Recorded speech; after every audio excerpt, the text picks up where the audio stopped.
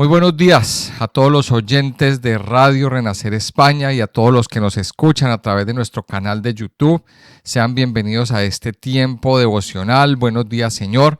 Este espacio que hacemos cada día para meditar en la palabra de Dios, para recibir ese alimento que viene del cielo, que viene de la boca de Papá Dios, que nos levanta, que nos fortalece y que nos llena. Así que yo le invito a que disponga su corazón para dejarse alimentar por la palabra de Dios, porque todos los días el Señor trae una palabra para levantarnos y fortalecernos. Antes de iniciar nuestro estudio en el día de hoy, quiero invitarles a los que están en YouTube, a los que están escuchando este audio, que escuchen este audio hasta el final, que lo compartan con otras personas, que le den me gusta también al video y que se suscriban si no lo han hecho, que le den clic a la campanita y así nos ayudan a ir creciendo dentro de la plataforma de YouTube. También quiero invitarles comunicarles que ya está lista, está abierto el plazo para inscribirnos a nuestra peregrinación a Israel. Vamos a pasar 8 días muy especiales al encuentro con nuestro Papá Dios, al encuentro de nuestras raíces, a un encuentro cara a cara con Dios, allí visitando los lugares, visitando cada lugar y aprendiendo en cada lugar lo que Dios tiene para enseñarnos. 8 días donde vamos a estar visitando, vamos a estar por Galilea, vamos a estar por el sur, por el Mar Muerto, vamos a estar en Jerusalén, vamos a visitar la tumba vacía, el Muro de los Lamentos. Vamos a estar a darle gracias a Dios en el Monte de los Olivos. Vamos a estar allí también en el lugar de los bautismos en Galilea. Bueno, vamos a tener un tiempo bien, pero bien especial. Yo le invito a que no se lo pierda, que se inscriba, que si tiene alguna pregunta, pues nos busque en el correo electrónico que está en el video.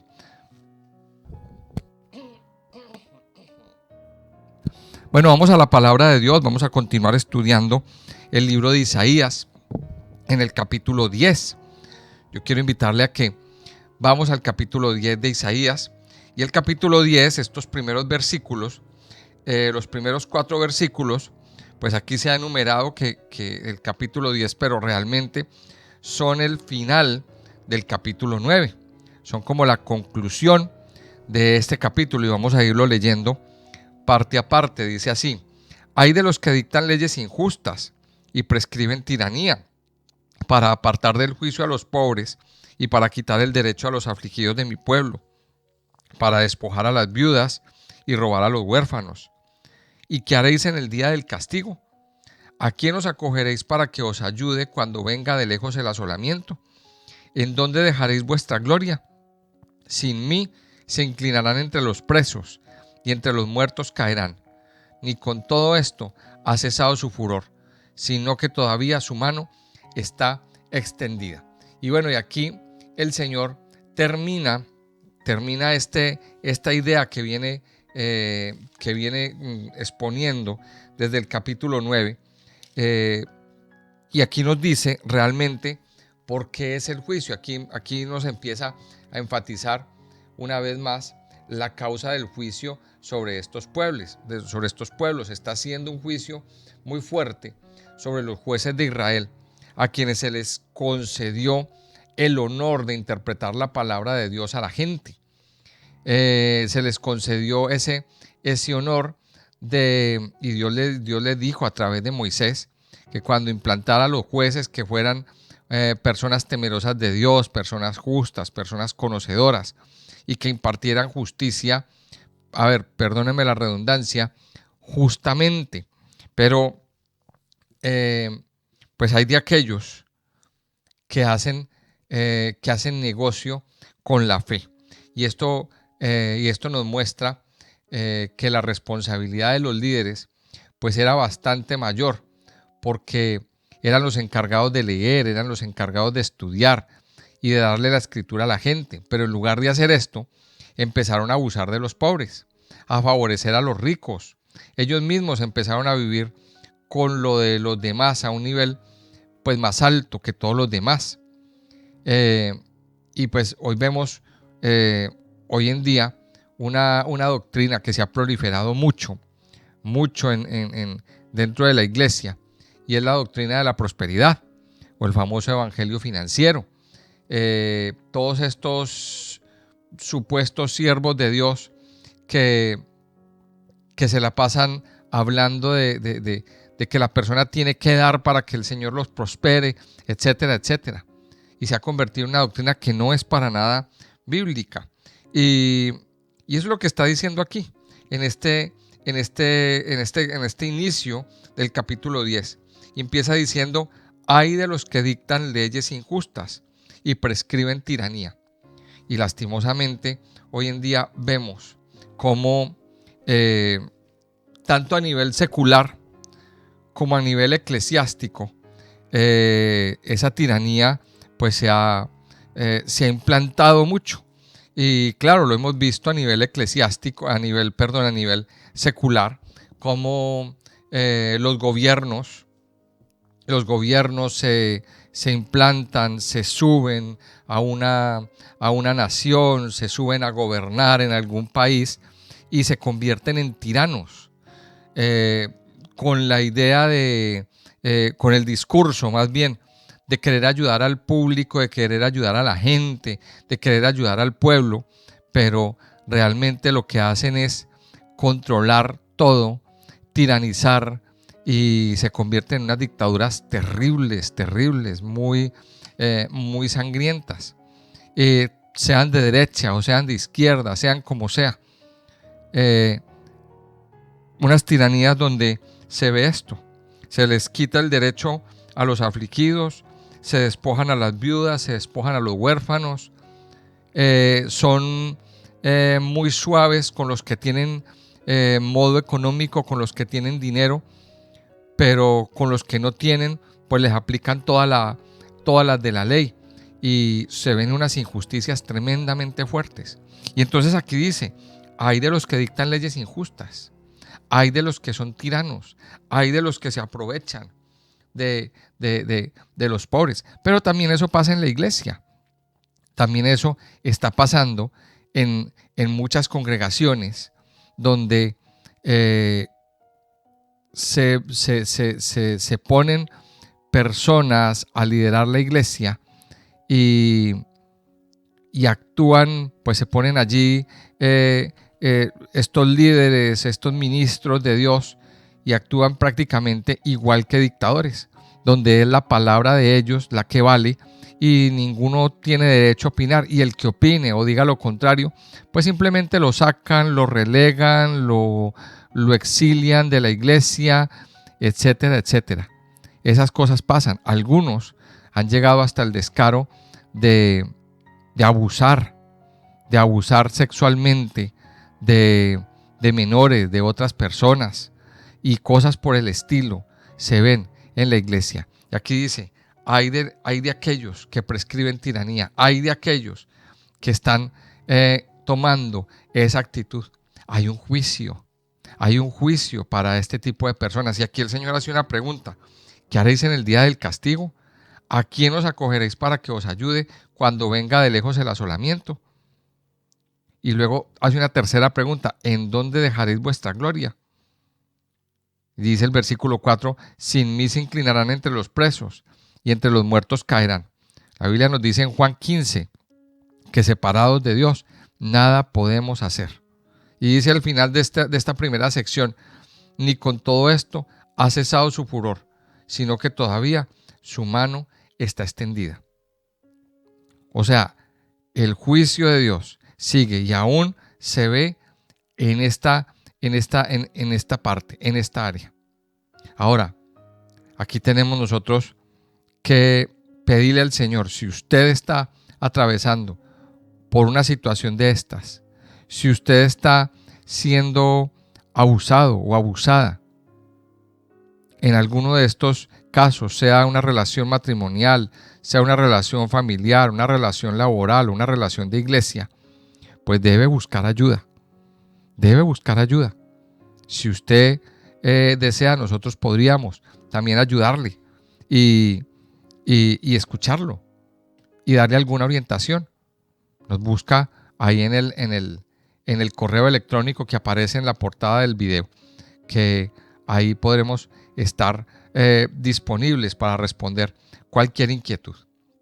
Dice en el versículo, del versículo 5 en adelante, en nuestras Biblias, Reina Valera, aparece un título: Asiria, instrumento de Dios. ¿Qué pasó? Que el pueblo de Israel, tomando el hilo que hemos venido estudiando en estos días, el tema que hemos venido tocando en estos días, el pueblo de Israel estaba muy perdido. El pueblo de Israel estaba muy perdido porque se dedicaron a adorar otros ídolos, se dedicaron al paganismo, se dedicaron a otra religión. Recuerde que hubo un rey llamado Jeroboam. Cuando el reino se divide, los del norte quedan, pues digamos que apartados del templo, de la capital, que era Jerusalén, donde estaba el templo, donde estaba el sacerdocio, donde estaba el punto central de la religión, digámoslo así. Pues el reino de Israel, las 10 tribus quedan apartadas. Jerusalén hace parte de la tribu de Judá, o sea que la tribu de Judá quedó con ese centro espiritual. Ahí era donde estaban las escuelas rabínicas, ahí era donde estaban las escuelas de los maestros, todo eso. Entonces, ¿qué iba a hacer Israel? Entonces a Jeroboam se le ocurre la idea de que para que el pueblo no se pierda, entonces pues vamos a montar una religión, y utiliza y entonces monta una religión, monta prácticamente una secta, y con sus sacerdotes, con sus fiestas, con todos los juguetes, con todos los lineamientos. Se inventa fiestas, se inventa sacerdotes, pone sacerdotes, se inventa las normas de la religión, pone un altar en Samaria, pone un altar por allá en otro lado, y empieza una religión que Dios no mandó. Y eso es lo que se conoce como el pecado de Jeroboam. No se conoce el nombre de la religión, porque pues a Dios no le interesaba nombrarlo en la palabra de Dios, pero se conoce técnicamente como el pecado de Jeroboam. Y Israel cayó en ese pecado de idolatría, y aparte siguieron adorando otros dioses, aparte abrieron la puerta para otros cultos, para otras adoraciones. Mejor dicho, eso en Israel se convirtió en un despelote completamente. Ahí no había nada, y eso a Dios no le gustó. El pueblo se alejó de Dios. El pueblo que había conocido a Dios se alejó de Dios, y Dios mandó profetas a hablarles, a advertirles una y otra vez, y el pueblo nunca volvió, y Dios manda un juicio. Entonces aquí manda a Siria. Empieza el imperio asirio a crecer y a formarse como una amenaza. Entonces Asiria se convierte en un instrumento de Dios, en la vara que Dios va a utilizar para disciplinar al pueblo de Israel. Y dice así del versículo 5 al versículo 11: Oh Asiria, vara y báculo de mi furor, en su mano he puesto mi ira. Le mandaré contra una nación pérfida, y sobre el pueblo de mi ira le enviaré, para que quite despojos y arrebate presa, y lo ponga para ser hollado como lodo de las calles.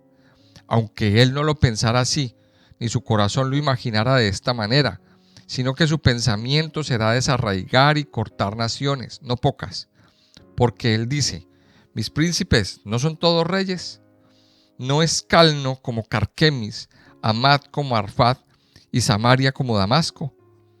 Como halló mi mano los reinos de los ídolos, siendo sus imágenes más que las de Jerusalén y de Samaria. Como hice a Samaria y a sus ídolos, ¿no haré también así a Jerusalén y a sus ídolos? Mire, Asiria entonces se convirtió ¿en qué? En el instrumento, en la vara con la que Dios iba a disciplinar al pueblo de Israel. Y aquí lo dice Dios mismo: vara y báculo ¿de quién? De mi furor. Dice: en su mano he puesto mi ira. O sea, ¿quién era el que iba a disciplinar a Israel? Era Dios mismo.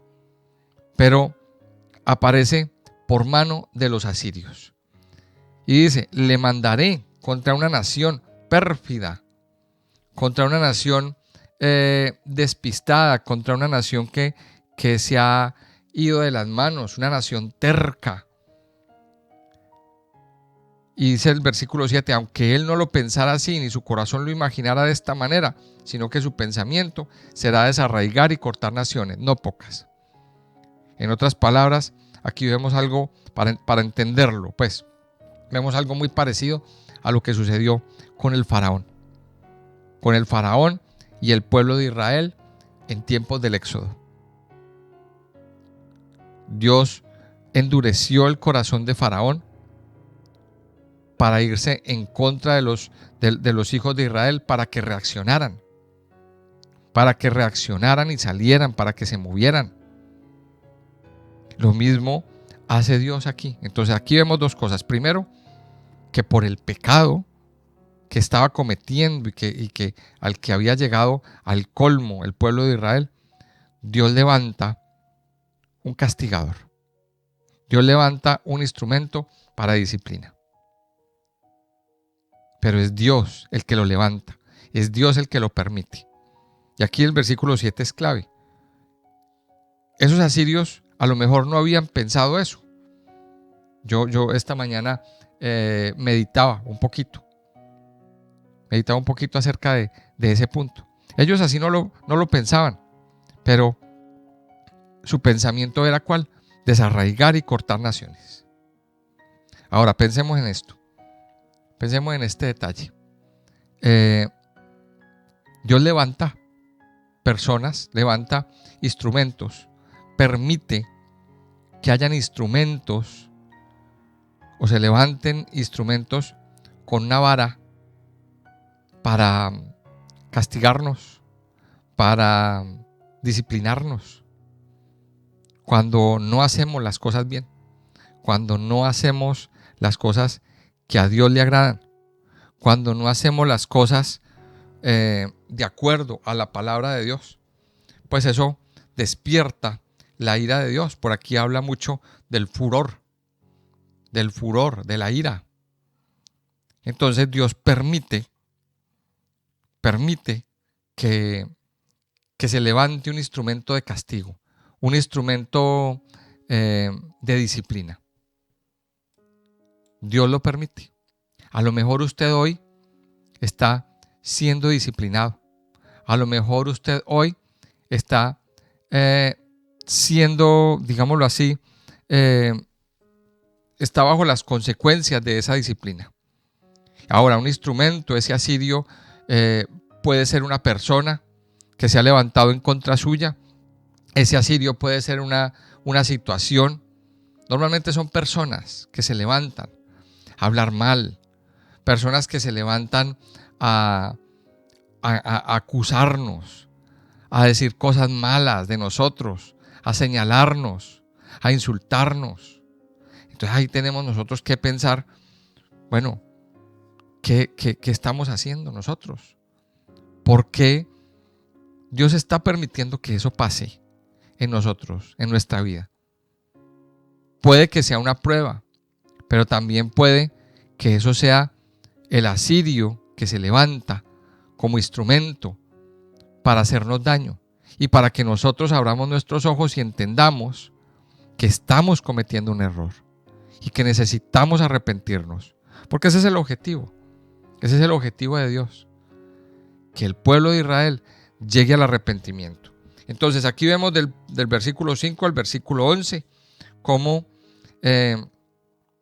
Dios levanta al asirio, cómo ese asirio se enorgullece, cómo ese asirio dice, es que yo soy el mejor, yo soy el que acabo con todo, yo soy el, mejor dicho, como dice en Samaria y sus ídolos, así también voy a hacer en Jerusalén. Y aquí tenemos nosotros que tener en cuenta una cosa. Jerusalén es, digámoslo así, la niña de los ojos de Dios, la niña mimada de Dios, el ojito derecho de Dios. Y Dios mismo cuida de Jerusalén. Dios mismo está cuidando de Jerusalén. ¿Por qué Dios estaba cuidando de Jerusalén? Yo también meditaba un poquito en eso. Porque mire, o sea, usted se preguntará, y los que de pronto hemos leído la Biblia un poquito más y hemos estudiado, pues nos damos cuenta de que más tarde a Jerusalén pues le llega su hora con los babilonios, con el rey de Babilonia. Más adelante vemos cómo el rey de Babilonia, Nabucodonosor, llega, destruye el templo, destruye Jerusalén, derriba los muros, se lleva a todo el mundo de ahí. Bueno, eso se vuelve un caos. Pero ¿cuál es la diferencia entre los asirios y los babilonios? Los asirios no respetaban la religión. Para los asirios la religión no era importante. Ellos lo que querían era destruir la creencia. Entonces, por eso ellos tenían la estrategia de mezclar, de llevarse de llevarse la gente y traer otras personas para que, con creencias diferentes, para que mezclaran. Se los expliqué en el capítulo anterior. O sea, para el asirio esa era su forma de operar. Destruir la religión, destruir la creencia de la gente. Pero el babilonio no. Los babilonios respetaban la religión, respetaban la creencia. Entonces, las personas que se fueron a Babilonia, ese rey de Babilonia les respetó su creencia y ellos siguieron creyendo en Dios, siguieron desarrollando, siguieron estudiando la Torá, siguieron con su creencia. Tanto así que cuando regresaron, volvieron a instituir el judaísmo, volvieron a instituir la creencia. Ahora, ¿por qué Dios permitió eso? Porque no se podía desarraigar del todo la creencia en Dios. Imagínense que se hubiera destruido. Entonces Dios tuvo misericordia de Jerusalén. Dice el versículo 12, pero acontecerá que después que el Señor haya acabado toda su obra en el monte de Sión y en Jerusalén, castigará el fruto de la soberbia del corazón del rey de Asiria y la gloria de la altivez de sus ojos. Porque dijo, con el poder de mi mano lo he hecho, y con mi sabiduría, porque he sido prudente. Quité los territorios de los pueblos, y saqueé sus tesoros, y derribé como valientes a los que estaban sentados. Y halló mi mano como nido las riquezas de los pueblos, y como se recogen los huevos abandonados, así me apoderé yo de toda la tierra. Y no hubo quien moviese ala, ni abriese boca, y graznase. Dice que acontecerá que después de que el Señor ya haya acabado la obra, de que el Señor haya hecho su obra de disciplina en el pueblo de Israel, entonces, dice, toda su obra en el monte de Sión y en Jerusalén, ahora dice, castigará el fruto de la soberbia del corazón del rey de Asiria. Entonces suena como un poquito ilógico, pero les voy a explicar. Dios es soberano. Dios es soberano. Al Señor nadie le puede decir qué haces. Lo que Él determina hacer, Él lo hace. Y Dios escoge, digámoslo así, o permite que este enemigo se levante en contra de sus escogidos.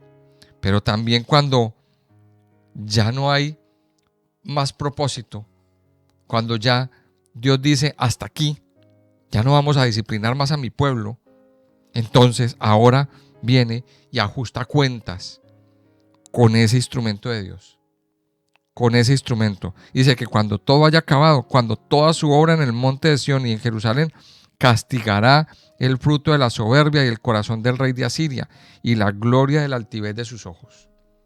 Porque también Él tiene la oportunidad de poder decir no. Pero dice que había soberbia, altivez, de creerse el más poderoso de todos, de creerse el que acababa con todo, de que cuando él por donde pasara toda la tierra se acababa, arrasaba con todo. O sea, se le subió todo el poder a la cabeza. Y no hay nadie por encima de Dios. Mis amados, no hay nadie por encima de Dios. Y dice el versículo 15, vamos a leer hasta el 19. Se gloriará el hacha contra el que con ella corta, se ensoberbecerá la sierra contra el que la mueve, como si el báculo levantase al que lo levanta, como si levantase la vara al que no es leño. Por esto el Señor, Jehová de los ejércitos, enviará debilidad sobre sus robustos, y debajo de su gloria encenderá una hoguera como ardor de fuego. Y la luz de Israel será por fuego, y su santo por llama, que abrace y consuma en un día sus cardos y sus espinos. La gloria de su bosque y de su campo fértil consumirá totalmente, alma y cuerpo, y vendrá a ser como abanderado en derrota.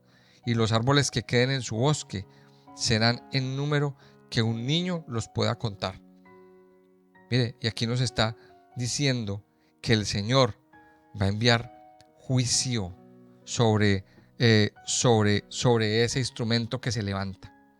Y entonces aquí viene una esperanza para nosotros. A lo mejor nosotros estamos recibiendo disciplinas de Dios. A lo mejor usted que me escucha estará bajo una terrible disciplina, pero la Biblia nos enseña que hay de aquel por quien viene esa disciplina. Dios también levanta su mano. En las manos de Dios está todo, todo, todo. Dice que Él consumirá totalmente su campo fértil, su alma, su cuerpo, y vendrá a ser como abanderado en derrota. Dios también llega un momento en que hace un juicio en contra de ese instrumento. Las disciplinas de Dios tienen un límite. El Señor no nos va a disciplinar toda la vida. Sé que cuando se cometen pecados, cuando se cometen faltas, Dios desata su disciplina. Pero esa disciplina no dura toda la vida. Pero también aquí lo vemos, que aquel que viene a levantarse como un instrumento para dañarnos, también le llega su hora. También le llega su hora. Dice el versículo 20, aquí viene una promesa del versículo 20 al 23. Acontecerá en aquel tiempo que los que hayan quedado de Israel y los que hayan quedado de la casa de Jacob nunca más se apoyarán en el que los hirió, sino que se apoyarán con verdad en Jehová, el Santo de Israel. El remanente volverá, el remanente de Jacob volverá al Dios fuerte. Porque si tu pueblo, oh Israel, fuere como las arenas del mar, el remanente de él volverá. La destrucción acordada rebosará justicia. Pues el Señor, Jehová de los ejércitos, hará consumación ya determinada en medio de la tierra. Y aquí nos da una promesa. Nos dice que cuando se acabe la disciplina, dice, a los que hayan quedado de Israel y los que hayan quedado de la casa de Jacob, nunca más. Mire la palabra que dice, nunca más se apoyarán en el que los hirió, sino que se apoyarán con verdad ¿en quién? En Jehová. Cuando la disciplina pase y aprendamos la lección. Toda disciplina tiene una lección que aprender. En algunos se tarda mucho en aprender. En algunos otros se tarda poco. Pero cuando aprendamos la lección, o cuando aprendemos la lección, cuando entendemos que nos equivocamos, que cometimos un error, que estábamos mal, que estábamos equivocados, entonces el Señor a nosotros nos dice que ahora se apoyará ¿en quién? En Jehová. Y dice que el remanente volverá. Y lo dice 2 veces. El remanente, el resto. Siempre hay un remanente. Siempre hay un remanente. Siempre hay algo que queda. Y aquí hay una promesa muy bonita. El remanente volverá. Y esto lo podemos identificar de 2 maneras. Primero, de unas personas que se fueron, literalmente. De unas personas que se fueron, literalmente. Como cuando las personas nos tenemos que ir de nuestros países, por algún motivo. Pero añoramos, algunos añoramos poco, otros añoran mucho, volver a la tierrita, volver otra vez al pueblo, volver otra vez. Pero también aquí nos habla del regreso a nivel espiritual. Dice que el remanente volverá al Dios fuerte, volverá a confiar en el Señor. Siempre hay un remanente, dice el versículo 24. Por tanto, el Señor Jehová de los ejércitos dice así: pueblo mío, morador de Sión, no temas de Asiria, con vara te herirá, y contra ti alzará su palo, a la manera de Egipto. Mas de aquí a muy poco tiempo se acabará mi furor y mi enojo para destrucción de ellos. Y levantará Jehová de los ejércitos azote contra él, como la matanza de Madián en la peña de Oreb, y alzará su vara sobre el mar como hizo por la vía de Egipto. Acontecerá en aquel tiempo que su carga será quitada de tu hombro y su yugo de tu cerviz, y el yugo se pudrirá a causa de la unción. Vino hasta Had, pasó hasta Migrón, en Migmas contará su ejército. Pasaron el vado, se alojaron en Geba. Ramá tembló, Gabaa de Saúl huyó. Grita en alta voz, hija de Galim, haz que se oiga hacia Laís, pobrecilla Anatot. Madmena se alborotó, los moradores de Jebim huyen. Aún vendrá día cuando reposará en Nob. Alzará su mano al monte de la hija de Sión, al collado de Jerusalén.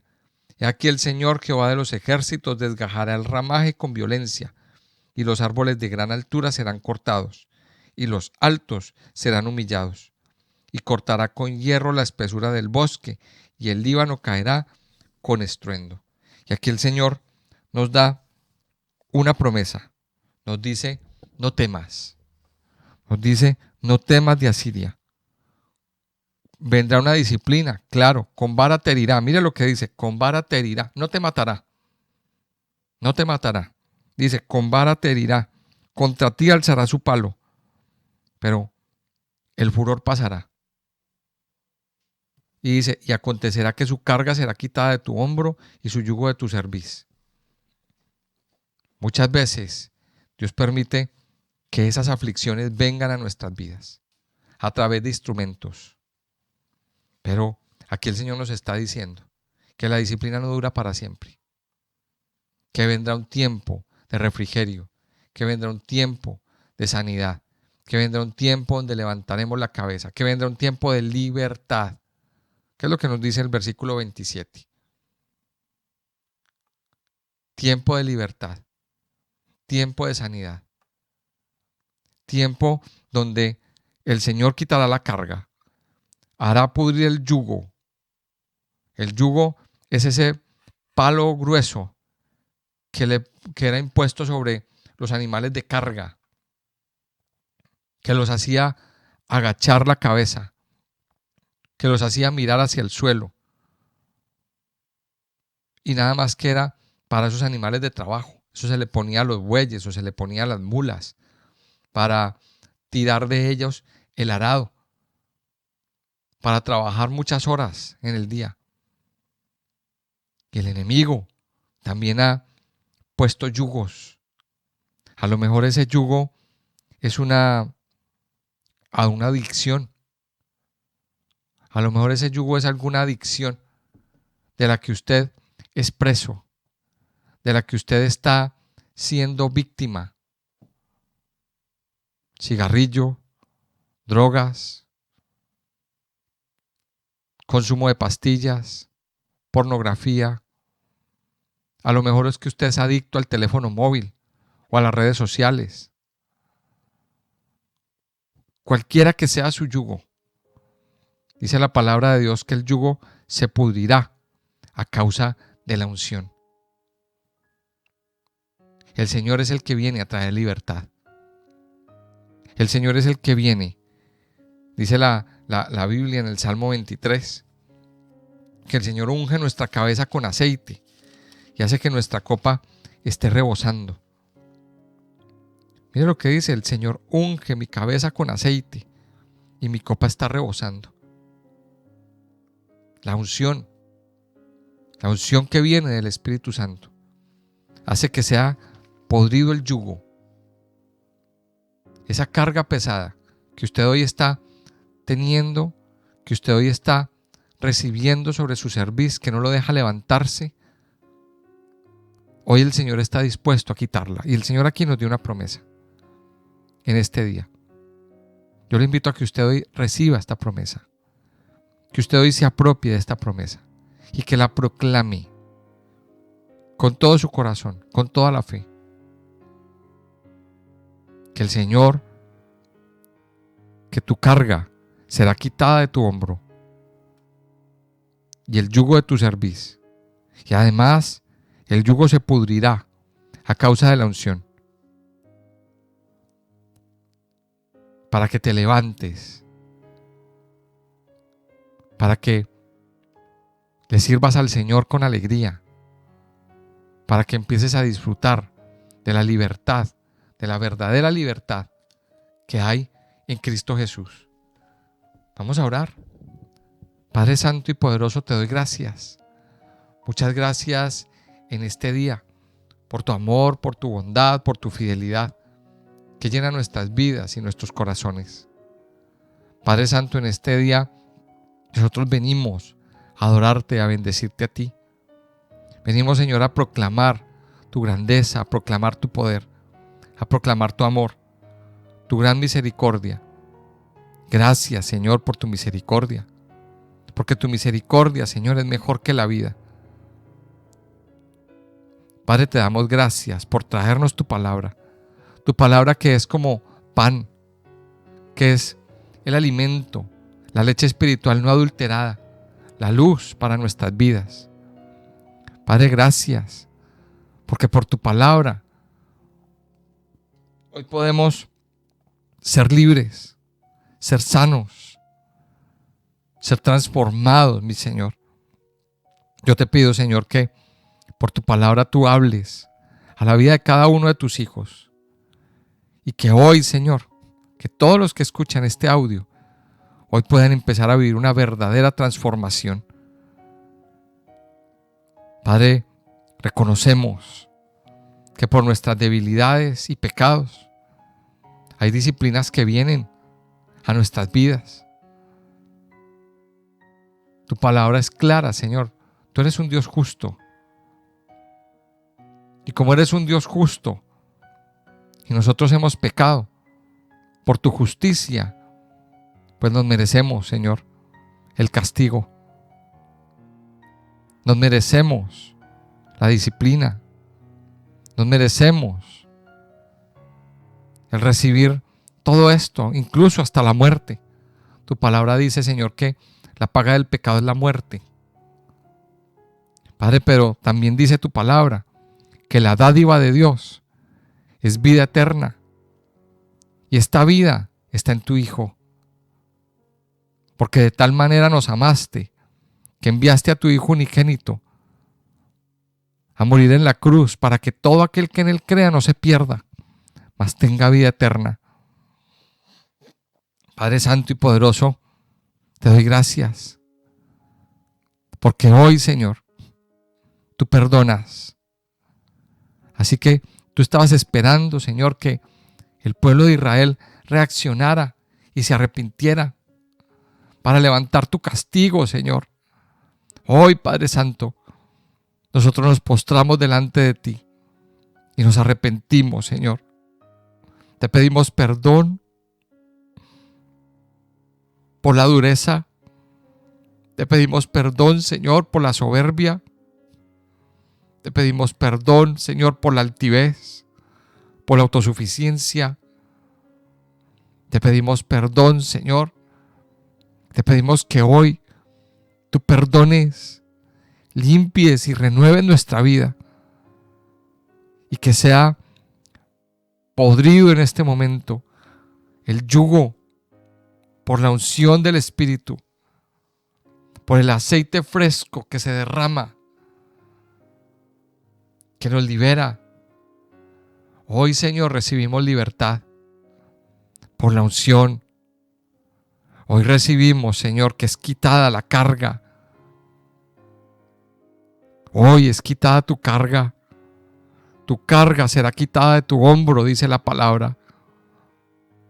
Y tu yugo será quitado de tu cerviz. Hoy el yugo de la adicción es quitado. Hoy el yugo de las malas conductas, del maltrato es quitado. Hoy el yugo de la depresión es quitado por la unción, en el nombre de Jesús, por la sangre de Jesús. Hoy el yugo de la enfermedad es quitado por la bendita unción que se derrama sobre ti. Hoy el yugo del dolor es quitado. Hoy la carga de preocupaciones es quitada, quebrantada es, en el nombre de Jesús. Padre, gracias, porque tú estás liberando, porque estás sanando, porque estás renovando la vida de cada uno de tus hijos. Yo te alabo, Señor, en esta noche, en este día. Te alabo y te exalto y proclamo, Señor, tu grandeza, proclamo tu poder. Proclamo, Señor, tu misericordia, tu bondad, tu fidelidad, Señor, sobre nuestras vidas. Aquí estamos, Señor. Aquí están nuestros corazones. Aquí está todo nuestro ser. Tú eres el que nos limpia. Tú eres el que nos libera. Tú eres el que nos fortalece. Por la sangre de Jesús. Te damos gracias, mi Señor. Te damos gracias porque tú estás aquí. Porque estás llenándonos, saciándonos, fortaleciéndonos, haciendo tu obra, Señor, en nuestras vidas y en nuestros corazones. Yo te doy gracias, Señor, porque en ti estoy seguro, Padre Santo. Yo te alabo y te bendigo, Señor, en el nombre precioso y poderoso de Cristo Jesús.